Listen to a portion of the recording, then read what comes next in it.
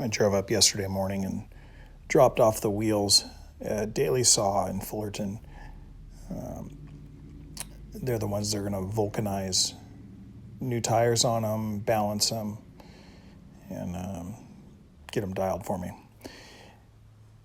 In the meantime, today I had a couple projects going on, and I had all these parts laying around, and I thought I'd better put the saw together so that, I was excited anyway. I just put it together. And the guy who had it, he had this base that it's pretty nifty. Wheels around. It's made by Delta, and no, I don't like it. And I went, this thing's out of here. So pulled the saw out of there and anyway, ditched that base. I don't like it. This didn't fit the saw, and it was pretty sturdy, but nah, out of here. And it was fun to put together. I'd been looking for the serial number on the saw, and I finally found it.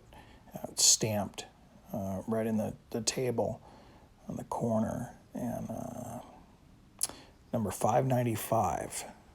That is that puts the saw. It's the 595th one they made, but it probably the first couple of, year or two of them being in business, Davis and Wells, and sold by Consolidated, L.A. And the guy who had this saw originally, I like to think it was set up for cutting metal, and the saw was up in Palmdale. I thought, I wonder if this guy made airplane parts or something. It was Edwards Air Force Base at that way. So anyway, I like to think of my saw building airplanes at one point in its life.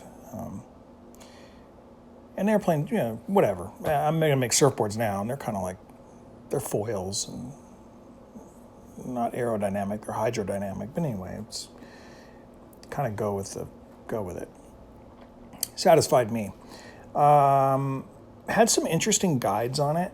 The guy, I don't know if these were replaced or if they were actually original. They look like a Carter type guide, but they look really old, and they're the same color. They might have come on the saw originally from Davis and Wells. I don't know.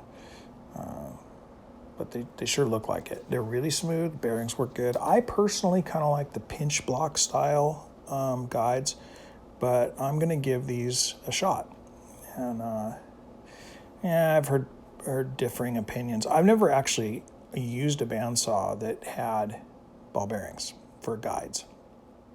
I've heard that it makes sense, but then I've also heard it gets sap on them and it builds up junk. And anyway, I'm going to give them a shot. We'll see how it goes. And looking forward to it.